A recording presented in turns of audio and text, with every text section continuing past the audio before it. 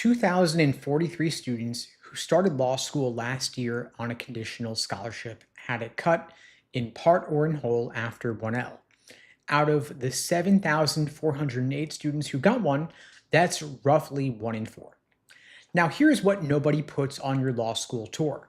The school chooses what the tour and the site show, and that number sits in a filing with the ABA instead, where the rest hides.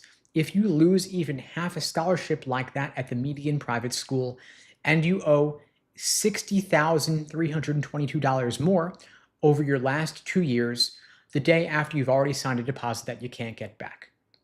I want you to open up a second tab in your browser, researching the schools you're actually considering. Every school files another document about itself, one that the tour never shows you. And there are 2 flags in it worth bookmarking right now: how many students they flunk out, and the negotiating range for your own scholarship letter. In 3 numbers, you can find this straight from the school's ABA filings. Now, the first one you can check without opening the document at all. Now, you can find it on their website under 60 seconds because every ABA accredited law school has to publish this data publicly. Some put it one click off the homepage, some park it in the footer under consumer information in gray 9-point type, 3 clicks deep next to their parking policy, which nobody reads. Now, them burying it isn't automatically proof the numbers are bad. It's proof of how they think about you as a buyer, because you are about to hand this place 3 years of your life and a mortgage-sized balance. So you want to watch how hard they're making it for you to read the receipt.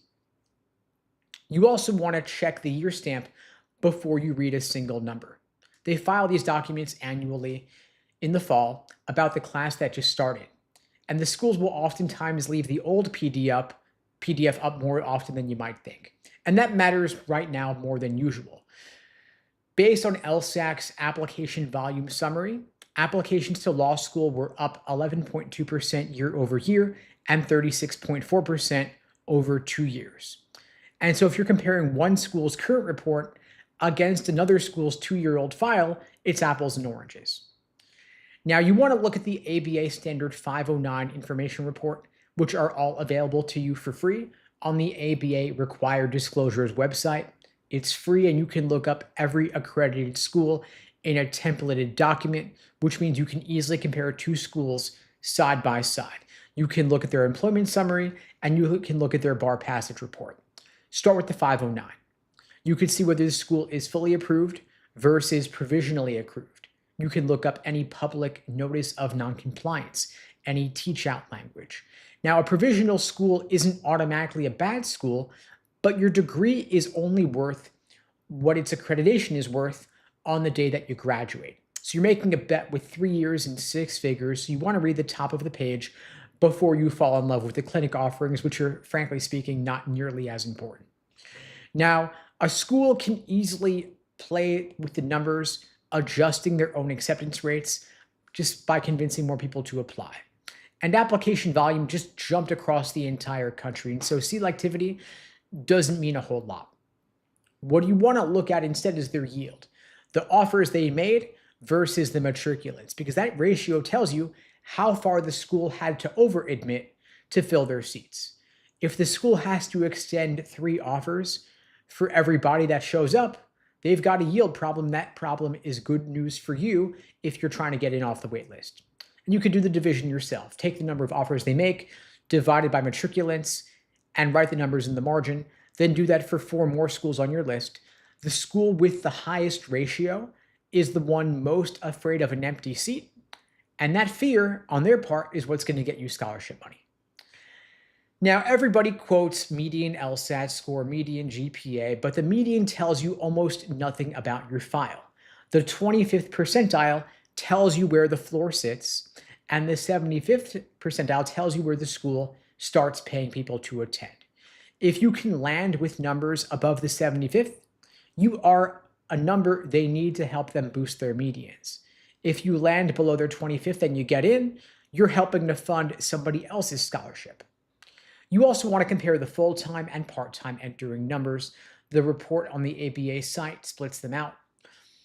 When the part-time entering profile sits several points below the full-time one, that makes for a real difference in who's sitting in your first year classes and how the curve is going to behave.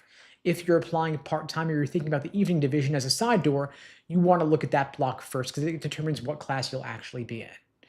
And now you also want to look at how many people got in without an LSAT score, because schools now report test score breakdowns for matriculants, including GRE admits. And so there is going to be some percentage of students who came in through a different door, but a school that's leaning hard on non-LSAT admits is a school with an enrollment problem. They're trying to hit their targets and having difficulty, which tells you how much room there is at the table.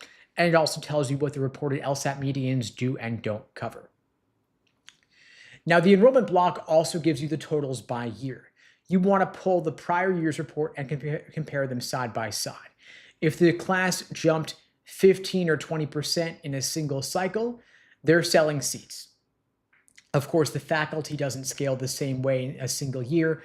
Neither do clinic spots or journal spots or the employer relationships that decide who gets interviewed. A bigger class is more competition for a fixed number of good outcomes, and you could be paying full tuition to join that seat. Now, applications rose across the entire country this cycle, so some schools grew just because they could suddenly fill seats with stronger applicants than they'd seen in years. What you want to do is check their growth against the medians. If the class size is up and the medians are also up, that's a school having a good year, nothing wrong with that. But if the class size is up and the medians are down, that means they're just going for revenue. Now, there's also academic attrition you can read about in the 509 reports that tells you how many people the school flunked out. Now, the 509 reports break 1L attrition into different categories, with academic attrition being its own line. That tells you students who left but were not in good academic standing. Basically, they flunked out. And of course, the schools are not going to put that on a brochure, but a school that has meaningful academic attrition means they admitted students who they weren't confident about. They collected a year of tuition from them and sent them home with debt and no degree. That is the most expensive outcome in legal education, and that's a big red flag, of course. Now, I don't have a magic threshold for you on any of these numbers. It varies based on school, based on the state, based on a whole variety of different factors, but what you can do is compare. You want to line up 5 schools that are in the same tier, and the outliers are going to become obvious. If one school is dismissing 3 or 4 times the share its peers are, that's an admissions policy that has real consequences. Now, if you want the best version of what is actually going to move your file, get you into better schools, get you more scholarship money, it's raising your LSAT score. I've put together a free LSAT cheat sheet to help you jumpstart your LSAT prep. It's a quick reference PDF on everything logical reasoning and reading comprehension. You can grab that at unpluggedprep.com/cheat sheet. Happy to help you out with that, but let's continue. Now, you also want to look at people who dropped out of law school in the other attrition category. That means that maybe their money ran out, they had a health issue, a parent got sick, somebody realized that law school just wasn't for them. Nobody in admissions ever mentions this column, but ultimately you can use it as a proxy for student satisfaction. There's also students transferring out, people voting with their feet, deciding to leave. That's something that strong students often do, because to leave, you generally need grades near the top of the class in a school that's willing to take you. And so a big transfer out number means the people who did best at that school looked at year 2 and decided there was a better deal somewhere else. They had the most information anybody in your position could have, yet they left anyway.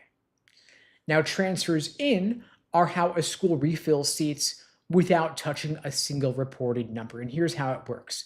Entering class medians are built from 1Ls. Transferring students arrive as 2Ls. Their numbers never enter the medians that get published, quoted, and ranked. And so a school can shrink their 1L class to protect the medians in the fall, then backfill the revenue in year 2. This is totally legal, it's fully disclosed, and they almost never talk about this on a tour.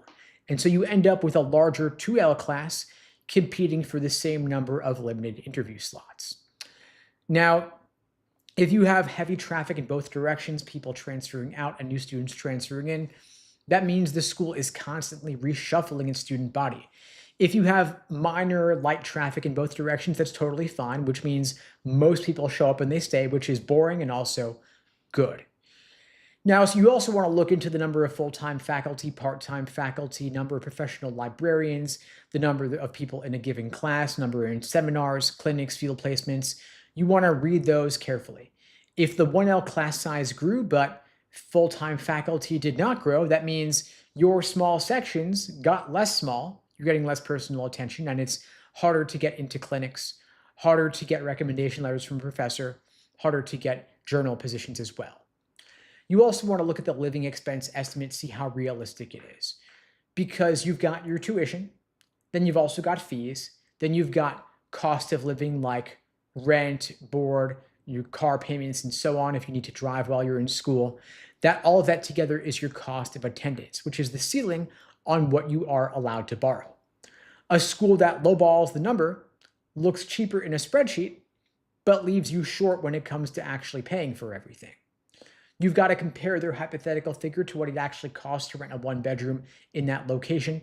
If the school's number is fiction, then you might be paying for it on a credit card for all you know.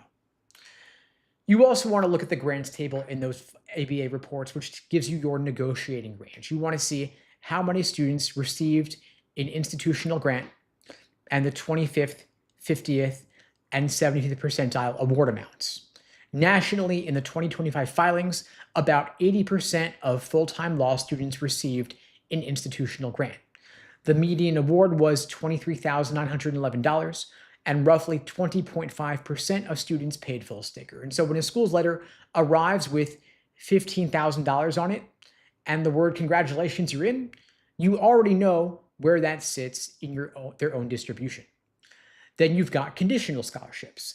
The Standard 509 from the ABA requires law schools to disclose conditional scholarships and post-retention data.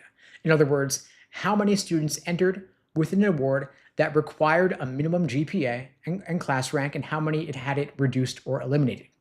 If the award requires a 3.0 GPA and the mandatory 1L curve puts a chunk of the class below a 3.0, the school knows in August roughly how many awards they're clawing back in May, and students don't find out till May. Now, a school with 0 conditional awards has decided to eat the risk themselves instead of putting it on 22-year-olds. That is a real difference, and almost no one's aware of this. Now, you want to look at as well the employment summary and the bar passage reports. What matters more than anything else is the number of students in a full-time, long-term bar passage required position. That is the job you need the JD for, and it's the reason that people go to law school. Now, JD Advantage means a job where the degree helped, but no license was required, which covers everything from compliance work you'd be glad to have to a role you could have gotten with just a BA. Part-time positions, short-term positions have their own separate itemized lines, and then, of course, school-funded positions get reported separately. Employment status unknown means that people didn't even answer the survey, which is unlikely if they had good news to share, right? And so on the bar report, you want to put first-time passage next to ultimate passage. The gap between them is the number of graduates who needed a second or third attempt, which is months of income and another exam fee in a year that you'd budgeted for getting a paycheck. Now, even if the stats don't look good in some cases, that doesn't mean that law school overall is a bad bet. The employment rate for law graduates has climbed 3 consecutive years running up to 87.7%. But you do want to know which law schools have relatively better outcomes. And which law school you end up at is decided based on your GPA and your LSAT. And your GPA is a done deal. It's a historical fact. It's complete. But your LSAT score is not yet fully determined.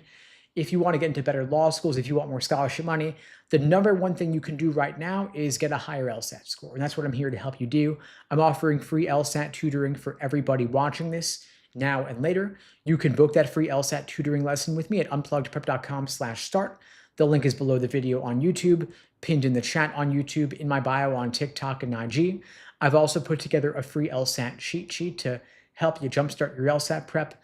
Quick reference PDF on everything logical reasoning and reading comprehension.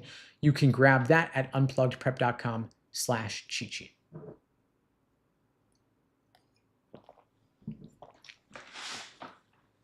As of July 1st, 2026, the Grad Plus loans are gone.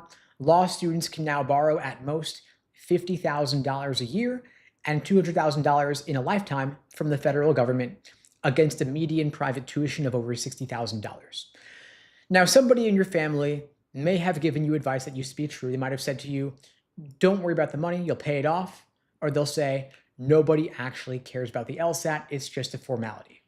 Now, both of those may have been true at some point in the past to varying degrees, but the financing system has changed. That is no longer true. Schools spent the 90s swapping need-based aid for aid that rewards LSAT scores. And that quiet swap is behind almost everything that you have inherited. If you follow the outdated advice today, it's going to cost you tens of thousands of dollars in foregone scholarship money. You'll have to replace that with financing at private rates with none of the protections that used to come standard. Now, back in 1994, the idea the degree pays for itself was simple math. Tuition at a strong private school in the mid-90s ran a fraction of what it runs now, but starting salaries didn't fall by the same fraction. You could graduate with debt that a couple of years of practice would easily clear. But that is the engine under almost everything your uncle or your parents' generation believes, but they ran a calculation based on outdated information that has since changed. In 1997, schools stopped rewarding need and started buying numbers instead, because institutional aid, need-based aid, drifted towards merit-based aid instead, which meant LSAT scores and GPAs, because schools figured out that a dollar spent on a high LSAT applicant bought a better entering class profile than a dollar spent on a student who needed it. That is the single most important change in the past couple of decades, and nobody formally announced it. Then in 2004, over 100,000 people applied to law school, the highest number ever recorded. That is straight from the Law School Admission Council. No year has ever surpassed it, but some have come close. Everybody who applied that year lived through a market where getting in was the hard part, and the rest sorted itself out. Now, I've been teaching the LSAT since 2005, so I started just 1 year off from that peak, and the advice I heard from lawyers back then was almost entirely about admissions. Nobody back then was talking about net price. There wasn't a huge gap there. But then in 2010, the largest entering class in history sat down, over 52,000 1Ls. They graduated in 2013 into a hiring market that had already contracted. And that cohort is where all the horror stories come from, where the law school is a scam idea got its permanent internet residency.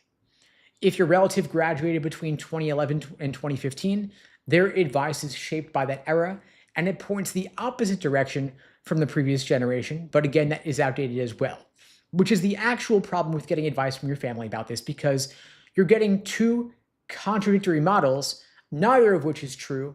You need the actual numbers to have a more accurate picture of where things actually are.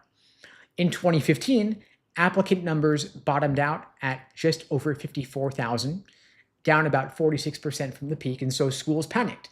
They started discounting tuition aggressively, and the discount went to anybody with a test score worth reporting. That's where the idea that everybody gets a scholarship comes from. And it was true for about 4 cycles. Let's say your cousin got half tuition at a school she was underqualified for. She wasn't unlucky. She was just shopping during a fire sale. It was a good year to apply to law school. Then 2016, the GRE came along. Arizona started accepting it. Other schools followed. And the ABA eventually made room for it. So overnight, the idea that you technically have to take the LSAT stopped being literally true, but it's actually not really useful information either, because the LSAT still determines scholarships. It is the number that schools report and compare. Technically, can you get in with a GRE? Yeah, you can, but it doesn't get you scholarship money. If you've got a GRE score and you're wondering whether to bother with the LSAT, that's the trade-off that schools don't spell out for you. The GRE might get you in, but the LSAT helps you negotiate more scholarships. That's literally tens of thousands of dollars in scholarships, maybe even 6 figures, because of the US News rankings. Now, in 2019, the LSAT on paper was discontinued. Temporarily, it was on a tablet. Then they moved it online in 2020. And that changed how you study for the LSAT completely, because circling numbers in a booklet, writing in the margins, flipping back to reread a stimulus that stopped transferring, the game changed. Now, when the delivery of the test changes, the advice from people who took it before the change keeps getting repeated for years by people who don't realize things changed. It happened in 2019 when it went off of paper. It happened again in 2024 when they removed logic games. It's happening again today. Then in 2021, on the tail end of the pandemic, law school application volume surged. Schools that were begging for applicants in 2015 were suddenly turning away applicants with numbers they would have bought them a full ride 6 years earlier. And so the lesson from that year is not unique to that year. It's that things swing radically 40% in either direction inside of a single decade. And the advice, the mythology, never updates quite as fast. Then in November 2022, Yale and Harvard boycotted the rankings. First, Yale withdrew, then Harvard withdrew, then Berkeley, Stanford, Georgetown, dozens more. Every law school was saying the rankings were dead, but US News kept ranking them anyway. The schools stopped submitting surveys, so US News changed their calculations to pull from public ABA data that schools are already required to file, and this data is all public. And so the rankings survived. What died was the school's ability to shape what got measured. And now today, in the current methodology ever since then, employment is 1/3 of the ranking. First-time bar passage is 18%. Ultimate bar passage is another 7%. Selectivity fell to only 10%. Then you've got your LSAT and GRE only 5%. But LSAT indirectly determines both bar passage and employment. It's predictive of both of those as well, so it still has the largest impact in terms of admissions. Now, schools only care about your LSAT because of the rankings was decent advice in 2015, but it's wrong now since the rankings barely count your LSAT score directly. But schools still chase it harder than ever because the score correlates with other outcomes like bar passage and employment. Then August 2024, about 2 years ago, we had the first LSAT without logic games.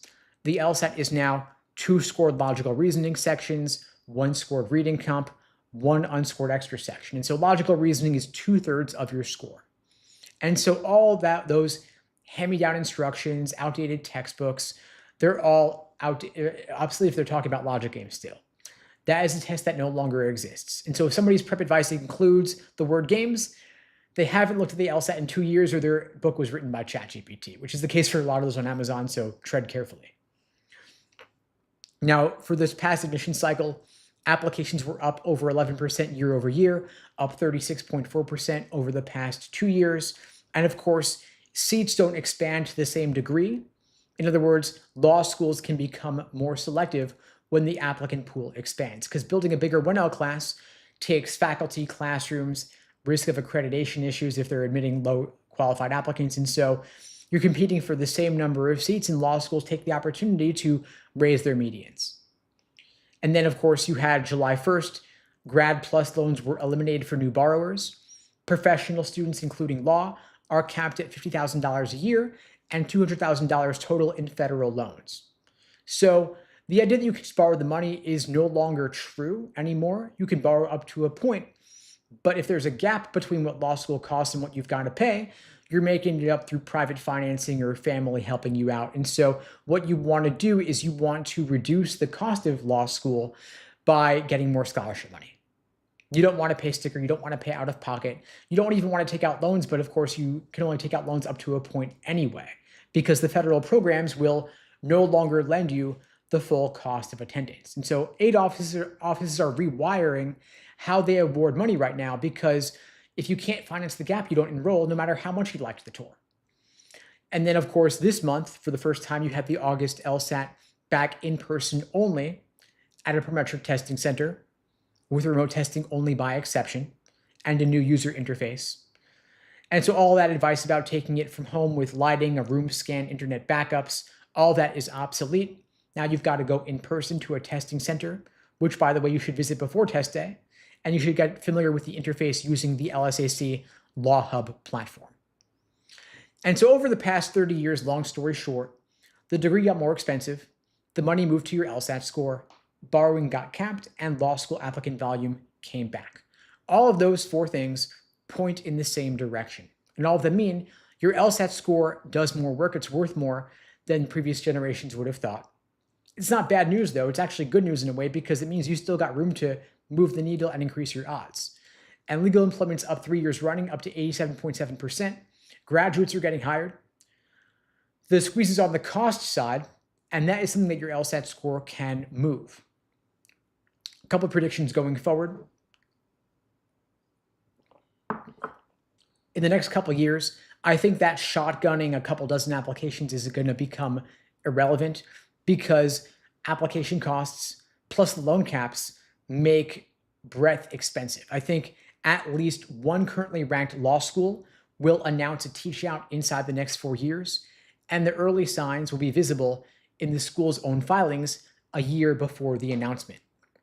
And I think within a decade, the advice your family gives you about paying for law school gets replaced by advice about which private lender you qualify for, which is, of course, a situation worth avoiding. If you want my help getting into better law schools, getting more scholarship money, the best path forward to achieve that outcome is getting a higher LSAT score. And if you're looking for support with that, I'm happy to help you out. I'm offering free LSAT tutoring for everybody watching this now or later. You can book that free LSAT tutoring lesson with me at unpluggedprep.com/start. The link is below the video on YouTube, pinned in the chat on YouTube, in my bio on TikTok and IG. I've also put together a free LSAT cheat sheet to help you jumpstart your LSAT prep. It's a quick reference PDF on everything logical reasoning and reading comp. You can grab that free cheat sheet at unpluggedprep.com/cheat sheet. In the meantime, I wish you all the best and take care. Thanks for joining.